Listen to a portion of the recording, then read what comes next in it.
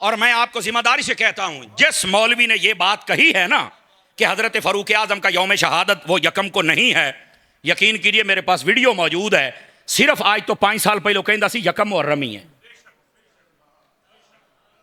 हाँ, ये ईरान की इन्वेस्टमेंट के बाद दिमाग बदले हुए हैं। खुदा का ऐसे ही हजूर हजरत शाह साहब तशरीफ फरमा है। ज़िया खलील शाह साहब हमारे पुराने दोस्तों में से है और यहाँ अहले सुन्नत का बड़ा खूबसूरत वर्क कर रहे हैं। और इस आस्ताना नगीना के ये समझे कि ये भी एक नगीना ही है, तो ये भी तायद कर रहे हैं कि बात ऐसे। अरे उम्मत को किसने ये गलत रास्ते पर डाल दिया? उम्मत जहां पर मुत्तफिक है इसको मुत्तफिक रहने दो। और यही बात कह रहा हूं, नबी पाक सल्लल्लाहु अलैहि वसल्लम के गुलामों, एक तो नबी पाक सल्लल्लाहु अलैहि वसल्लम से मुखालफत नहीं करनी और दूसरा जो उम्मत का रास्ता है उसको छोड़ना। ये बात आज का मेरा मौजू है। और मैंने पहले एक हदीस बयान की और वो बात के अंदर ये 2 सूरतें बयान की हैं। ये कैसे हो सकता है कि हजरत फारूक आजम का जिक्र हो और अहले बैत का जिक्र कम हो जाए? ये भी तो उन्हीं में से हैं। और फिर जब इनका जिक्र करोगे तो बताना तो पड़ेगा कि ये नबी पाक के क्या लगते हैं। और इधर देखो, मैं एक आहिस्ता से बात करने लगा हूं, आपको समझ आए तो बोलना है। मैंने कहा अगर तुम सिर्फ कहते हो कि किसी और का जिक्र ना हो, करबला वालों का जिक्र हो, तो करबला वालों में हजरत इमाम ज़ैनुल आबिदीन का जिक्र करना पड़ेगा। कहा बिल्कुल। तो मैंने कहा बताओ उनकी वालदा का नाम क्या है? कहा शहर बानो। तो मैंने कहा शहर बानो का निकाह इमाम हुसैन से किया किसने था?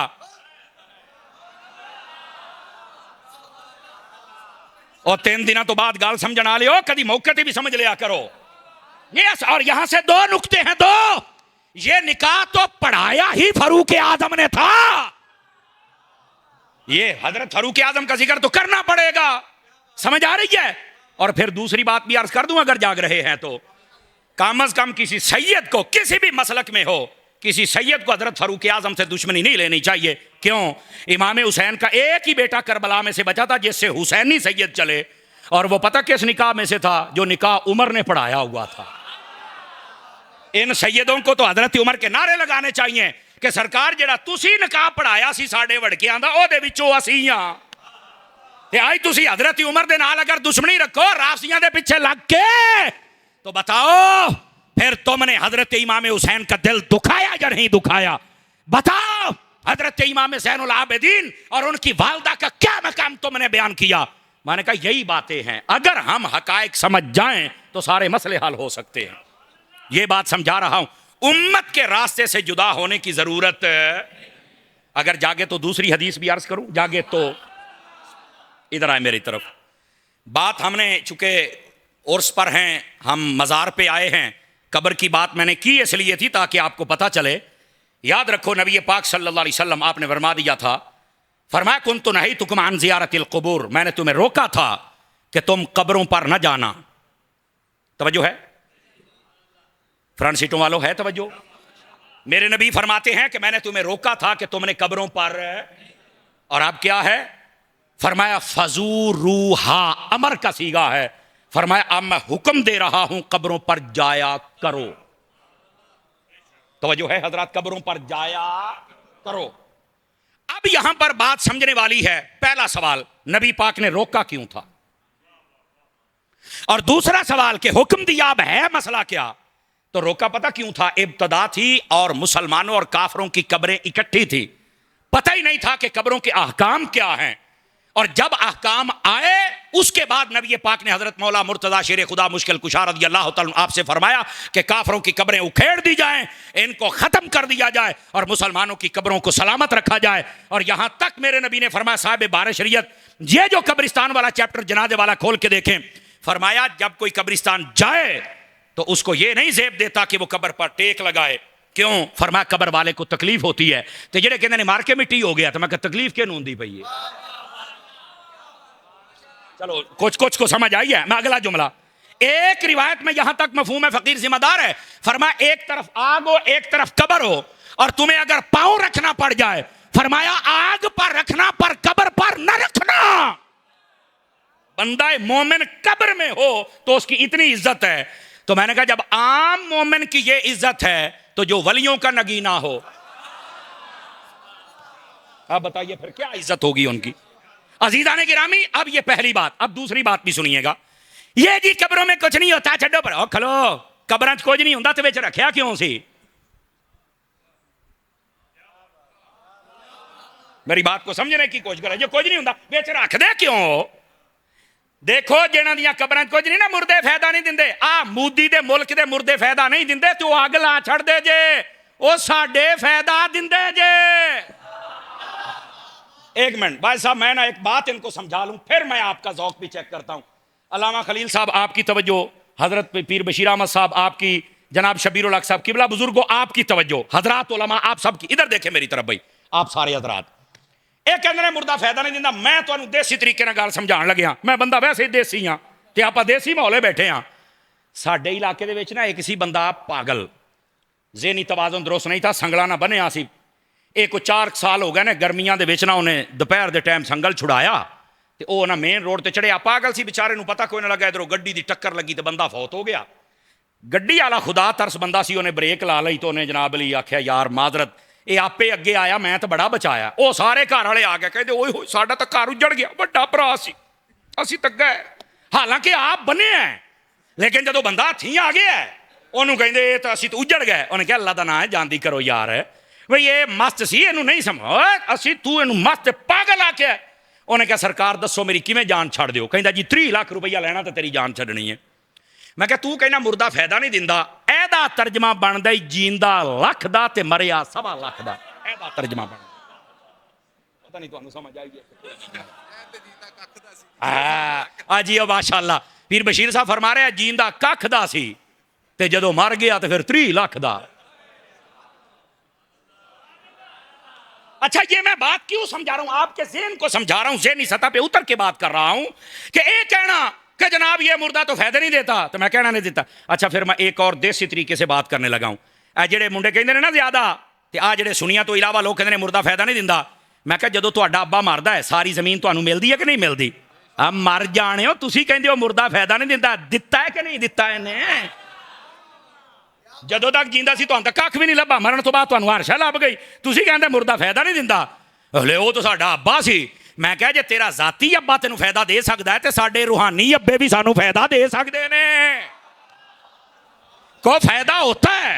ये दूसरी मिसाल, और अगर जागे तो तीसरी भी दे दूं आप हजरात को। देखो मिसाल दे रहा हूं और एक एक बात आपको समझ आएगी। अब आइए जरा, मैं बता रहा हूं, ये कहना मुर्दा फायदा नहीं, मैं आपको हदीस से साबित करता हूं मुर्दा फायदा देता है। मैं किया क्या है, हदीस से बताता हूं मुर्दा फायदा देता है।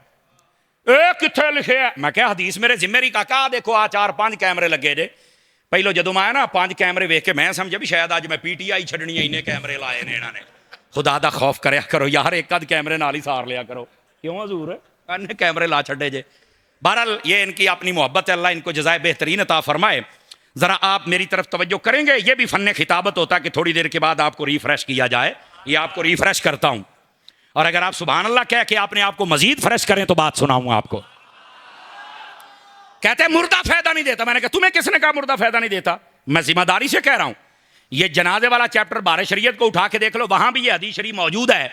नबी पाक सल्लल्लाहु अलैहि वसल्लम आपने फरमाया जब कोई मुसलमान फौत हो जाए उसको जो कंधों पे उठाए, यानी जनाजे नू कंधा देवे, और तरीकाकार ये है कि सज्जा पावा सज्जे मोढे ते रख के 10 कदम चले, और फिर सज्जा पिछला खब्बा यानी पिछला पावे ते आ जावे, 10 कदम फिर चले, फिर खब्बे पासे आ जाए, खब्बा पावा मोढे ते रख के अगला 10 कदम चले, तो फिर 10 पिछला, यानी टोटल 40 कदम। गौर से सुनना है आपने, टोटल 40 कदम। अगर मुर्दे नू तुसी अपने मोढियां ते चुक ले आए, मेरे नबी की हदीस बताती है उस बंदे के 40 कबीरा गुना आ मुर्दे चुकन वाले दे, इन्हें सिर्फ मुर्दा चुके है, अल्लाह ने उस मुर्दे की वजह तो 40 ओ गुना कबीरा जिसकी वजह से इस पर जहन्नम वाजिब था, अल्लाह माफ कर देता है। मैं कह तू कहना है मुर्दा फायदा नहीं दिंदा, इत्थे मोढियां ते चुके है ते सानू फायदा ही हो ही जा रहा है। आपको किसने कहा मुर्दा फायदा नहीं देता है? तवज्जो नहीं कर रहे आप हजरात, अंडरस्टैंड कर रहे हैं मेरी बात को? तो ए जेड़े कहते ना साडे मुर्दे फायदा नहीं दिंदे, मैं क्या की करते टंगिया करो, अग लाया करो, फायदा जो नहीं दिंदे। खुदा का खौफ करो, इस उम्मत को कहां लेके जा रहे हो जालिमो। लेकिन ऐसे आस्थानों पे आओगे तो आपकी अकीदे पर तरबियत की जाएगी, आपको समझ आएगी कि हमारा मसलक क्या है। मरने वाला क्यों नहीं फायदा देता? अल्लाह के बंदे, मैंने सिर्फ एक हदीस बयान की है, अगर मुर्दे को बंदा कंधों पे उठा ले तो अल्लाह उठाने वाले के गुनाह माफ कर देता है। बल्कि अगली गल भी दसा, ਇਹ ਜਿਹੜੇ जिंदा बंदे ने ना, जिंदा बंदे इन्हां दा भी मरण वालों नूं फायदा हुंदा जे। मुर्दे दा भी हुंदा है, सानू जिंदियां नूं ते जिंदा दा मुर्द। ओह किदा, मैं क्या मुस्लिम शरीफ में हदीस है, नबी पाक अलैहिस्सलाम ने इरशाद फरमाया, जिस मुसलमान के जनाजे में 40 बंदे शरीक हो जाएं तो अल्लाह ताला इन 40 की वजह से मरने वाले की बख्शिश फरमा देता है। तुसी कहंदे हो फायदा नहीं हुंदा, मुसलमान होवे जींदा होवे तां भी फायदा दिंदा है, मर जावे तां भी फायदा। अल्लाह के बंदो, हमने कभी इस बात को समझा ही नहीं है। तो अर्ज ये कर रहा हूं, अगर कब्रों पर नहीं जाना और कोई बात नहीं करनी तो नबी पाक ने क्यों फरमाया था जब भी कब्रिस्तान जाओ तो चल के कहना है अस्सलामु अलैकुम या अहलल। तो ये क्यों कहा गया है? अल्लाह के बंदो, इस वास्ते समझो, फितनों से पीछे हट जाओ। और आप सबको चाहिए कि जो असल मजहब और मसलक और कुरान और सुन्नत है उसको समझने की कोशिश करो। रह गई बात वलियों के पास जाने की, की बाबियां को रखे जनाब, हाँ बाबे की होंगे ने, ये तो कुछ भी नहीं है आगे, ये तो फलाना है। और मैं कहा खलो पहले तेन बुखारी की हदीस सुनावा और आपको बात समझ आए। मैंने कहा बुखारी शरीफ में ये रिवायत ना हो जो चोर की सजा मेरी, लेकिन मिर्जा एंड कंपनी बयान नहीं करेगी, मर जाएगा, लेकिन हम हैं ना चिकन वास्ते। सुनिए जरा, आपने हदीस का मफहूम सुना होगा, मैं जो सुना रहा हूं। नबी पाक अलैहिस्सलाम ने फरमाया, बनी इसराइल का एक बंदा था, 99 उसने कत्ल किए हुए थे। तवज्जो है, कितने कत्ल किए थे? 99। वो गया एक मौलवी दे कोलों, उन्हें चल के आख्या भी मैं 99 कत्ल किए ने, जन्नत जा सकना? तो मैनू इंज लगता है कि मौलवी कोई मिर्जे वर्गा सी, नीम हकीम ते खतरा जान। अच्छा, वो चल के कहना नहीं मैं 99 कत्ल किए ने, जन्नत मिल जाऊ। उन्हें कहा चल दौड़ जा, इन्ने बंदे कत्ल करके जन्नत लैन आ गया, कोई तेरी तौबा शौबा नहीं होनी। उन्हें सज्जे खब्बे वेख्या, मौली कला बैठा जिवें मिर्जा भी कला बनिया है, मजमे ते आ नहीं सकता, कल्ले ही बन्ने होंदे ने ना। और तवज्जो तो करो ना यार, अल्लाह के बंदे, ये मेरा तबसरा है। अजे तो मैं बहुत सारा तबसरा छड्डी आऊँ ना, जो यहाँ खुद बहुत बड़े बड़े तबसरा निगार बैठे हैं। मैं सिर्फ बात समझा रहा हूँ आपको, और मेरे अजीज बात सुनिए। कला बैठा सी, उन्हें कड़िया खंजर ते मौलवी उन्होंने काम तमाम तो सेंचुरी पूरी 100 पूरे। फिर बाहर निकला, उसने कहा कि यार मुझे ना कोई अच्छा आलिम बताइए जो मुझे गाइड कर सके। उन्हें क्या फलां जगह चला जाए, उत्थे बैठा ही एक बुजुर्ग। मैं कह गल फिर बाबियां ते ही गई। अच्छा, बुजुर्ग के पास गया, चल के कहता जी आलामा साहब मैं तुहाडे कोल एक मसला पूछना है। उन्हें कहा पूछो, केड़ा मसला है?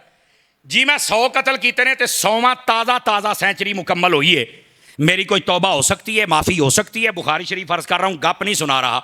उसने कहा जी हाँ तुम्हारी तौबा हो सकती है। अब जब इतनी बात कही ना तो उसने कहा जी मुझे तौबा करवा दीजिए। अब ये मैं तशरीहन तर्जमा कर रहा हूं। उसने कहा भी बात यह है, मेरे पास नहीं, फुलां बस्ती को जानते हो, किसे पिंड का नाम लिया, जे वो बंदा तांदले हो तो बंदा आखे पीले गुजरा टुर जा। उन्हें क्या जनाबे फलाने पिंड नूं जानना है? कहंदा जी मैं जानना, ना तो सुनिया है। कहने लगा उत्थे चल के तौबा कर ते तां तैनूं अल्लाह ने माफ करना है।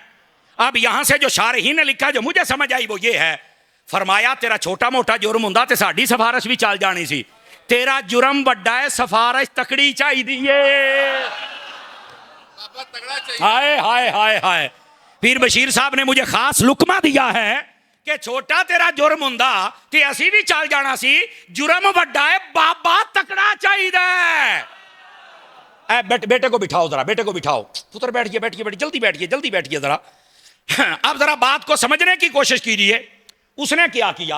अच्छा, उन्हें अगे ये गल नहीं की थी जिवें आजकल मिर्जा एंड कंपनी और जुमला औलिया के मुखालिफ कर ले ओए उत्थे बाबियां कोल जाना जरूरी आ, अल्लाह इत्थे नहीं सुनदा। आजकल ये बक की जाती है, ले अल्लाह सारे दा है, अल्लाह इत्थे भी सुन लैंदा है। तो मैं क्या उन्हें भी ये, हालांकि 100 बंदियां दा कातिल सी पर जाहिल नहीं सी, वलियां दा गुस्सा। उन्हें आगे फलां बस्ती में चले जाओ, अल्लाह वाले रहते हैं, करियतुस सालिहीन है, वहां पर बुजुर्गों के पास बैठ के तौबा करेगा तो अल्लाह तौबा कबूल करेगा। अच्छा जी, वो बंदा टुर पिया, उधर रास्ते में पहुंचा, तौबा नहीं हुई, वलियों के पास नहीं पहुंचा, फरिश्ता मौत का आ गया, मौत आ गई, फरिश्ते आ गए, जन्नत वाले फरिश्ते आ गए, दोज़ख वाले, जन्नत वाले कहते ने साडा बंदा है, दोज़ख वाले कहते ने साडा बंदा है। और पूछा क्यों? दोज़ख वाले फरिश्ते कहने लगे ओए 100 बंदियां दा कातिल है, इन्ने गुनाह ने, एडी वड्डी पार्टी ते कदी कदी लभदी हुंदी है। तुहाडी बोलिए तर्जमा कीता है। और जो जन्नत वाले थे इस जुमले ते बोलोगे तो अगे तकरीर होएगी, नहीं तो मुका देंगा। जन्नतियां आख्या ये साडा है। आखे क्यों? आखे तुहानू नहीं पता बाबे वाल जांदा पिया सी है। बात समझने की कोशिश करो। अब मिर्जा जेलमी तेनू की पता मेरे जुमले दा मुल पाया जे। और मैं पहली मर्तबा कह रहा हूं, हाथ भी उठा के बोलना जैसे वाहिद साहब कह रहे थे। अब मैं आके आप वली बनी इसराइल के हो, गुनाहगार जा रहा हो, अल्लाह माफी दे देता है। वली अगर उम्मत मुस्तफा का हो तो हाल क्या होगा?